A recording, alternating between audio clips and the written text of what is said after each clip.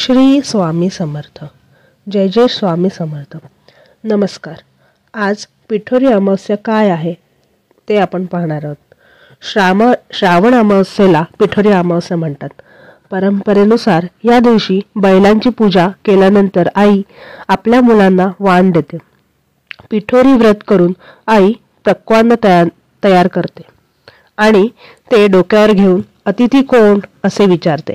तेव्हा मुलं मी आहे असे आपले नाव सांगून पक्वान्न मागील बाजूने स्वतःकडे घेऊन घेतात.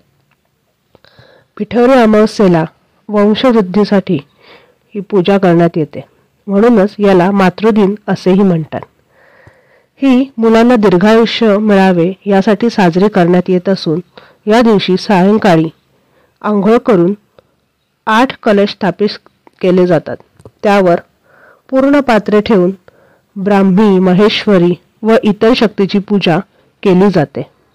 तांदूळाच्या राशीवर 64 योगिनींना आवाहन देऊन पिठाच्या मूर्ती तयार केल्या जातात. तसेच पिठाने तयार केलेल्या पदार्थांचाच नैवेद्य दाखवण्यात येतो. नैवेद्याला वालाचं बेरड, माठाची भाजी, तांदळाची खीर, पुऱ्या, वडे तयार करण्यात येतात. अशा रीतीने हे व्रत पूर्ण केले जाते. अखंड सौभाग्य व दीर्घायू पुत्र या व्रतामुळे होतात. आता आपण पिठोरीची पौराणिक कथा ऐकणार आहोत. 8 पाट नगर होतं. तिथे एक गरीब ब्राह्मण राहत होता. त्याच्या घरी श्रावणातल्या अमावस्येच्या दिवशी वडिलांचे श्राद्ध असे.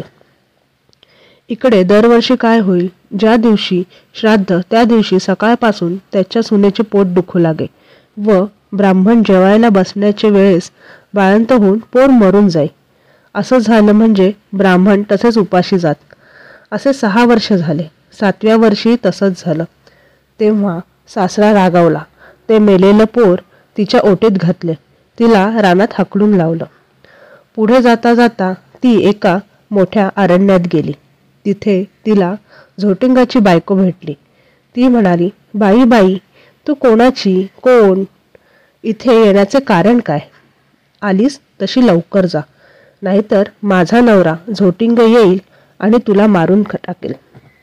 तेव्हा ब्राह्मणाची सून म्हणाली, तेवढ्याच करता मी इथे आले आहे. झोटिंगाची बायको म्हणाली, बाई बाई, तू इतकी जीवावर उदार का? तशीच ब्राह्मणाची सून आपली हकीकत सांगू लागली.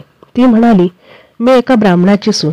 दरवर्षी मी श्रावणी अमावस्येच्या दिवशी बाळंत होते व मूल मरून जाते. त्याच दिवशी आमच्या घरी माझ्या आजी सासऱ्याचे श्राद्ध असे. माझे असे झालं म्हणजे श्राद्धास आलेले ब्राह्मण उपाशी जात. अशी 6 बाळंतपणं माझी झाली. 7व्या खेपेला सुद्धा असंच झालं. तेव्हा मामनजी माझा राग आला.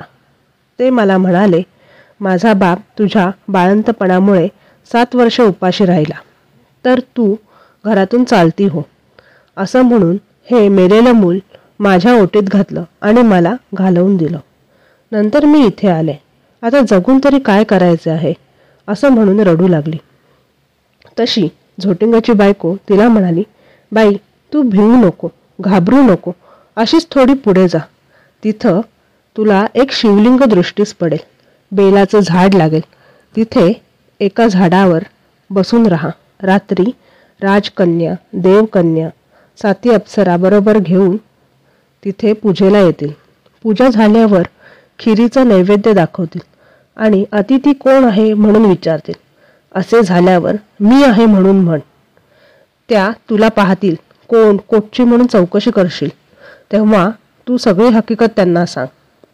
ब्राह्मणाच्या सुनेने बरं म्हटलं. तिथून उठली, पुढे गेली.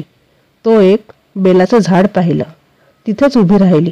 इकडे तिकडे पाहू लागली. तो जवळच एक शिवलिंग दृष्टीस पडले. तशी ती शेजारच्या झाडावर बसून राहिली.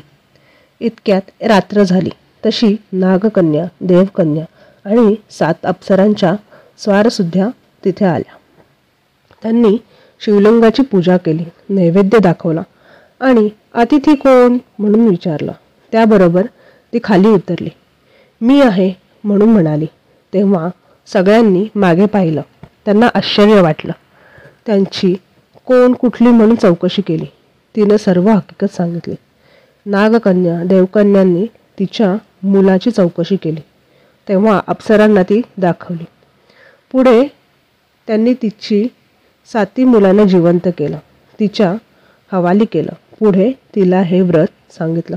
64 योगिनींची पूजा करायला सांगितली आणि मृत्यूलोकी हे व्रत प्रकट करायला सांगितलं. तिने विचारलं, याने काय होतं? अप्सराने सांगितलं, हे व्रत केले म्हणजे मूलबाळ दगावत नाही, सुखासमाधानानं राहतात. पुढे ती त्यांना नमस्कार करून निघाली. ती आपल्या गावात आली. लोकांनी तिला पाहिलं. ब्राह्मणाला जाऊन सांगितलं, भटजी भटजी, तुमची सून घरी येत आहे. त्याला खोटं वाटलं. अर्ध घटके पाहून लागला. तो मुलाबाळ दृष्टी पडली. पाठीमागून सोन्याला पाहिलं. तसा उठला, घरात गेला.